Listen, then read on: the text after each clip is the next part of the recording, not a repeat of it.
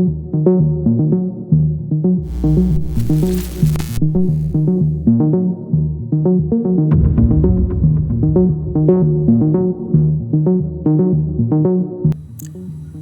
Emas tahun 2045.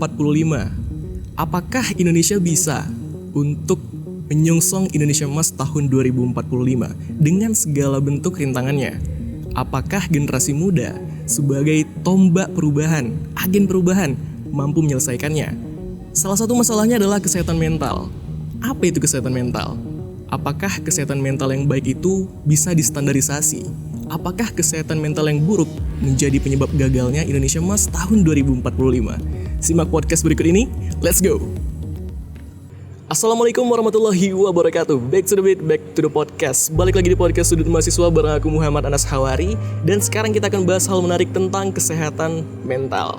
Teman-teman semuanya, menurut Kementerian Kesehatan Republik Indonesia, mental yang baik adalah ketika kita memiliki jiwa yang tenang dan tentram, menikmati kehidupan dan bisa menghargai orang di sekitar kita.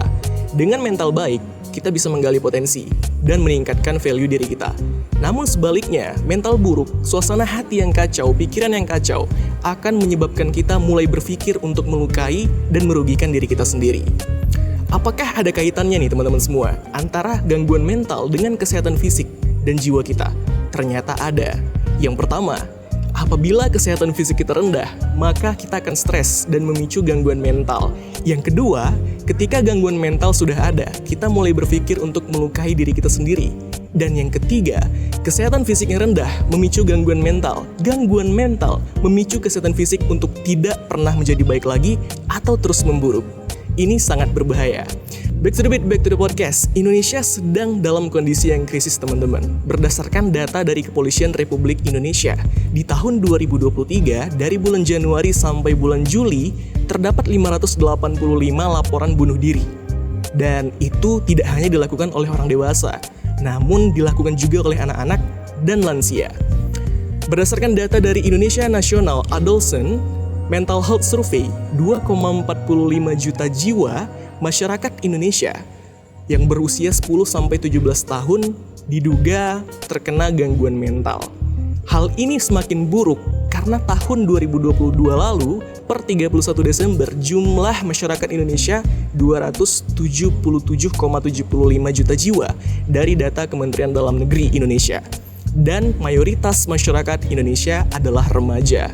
Remaja yang digadang-gadang sebagai agen perubahan, agen yang akan berdampak untuk Indonesia Emas, ternyata masih kalah dengan kesehatan mental. Lantas apa yang menyebabkan kesehatan mental begitu merajalela dan membuat generasi muda menjadi tidak produktif? Yang pertama adalah generasi muda terlalu banyak bermain sosial media, tidak lihai dalam mengadaptasi dan menyaring segala macam informasi yang masuk. Ketika kita melihat pencapaian orang lain lebih tinggi, kita tidak pede. Kita langsung insecure, kita tidak merasa diri kita juga mampu melakukannya, padahal semua orang itu memiliki kehebatan dan passionnya masing-masing.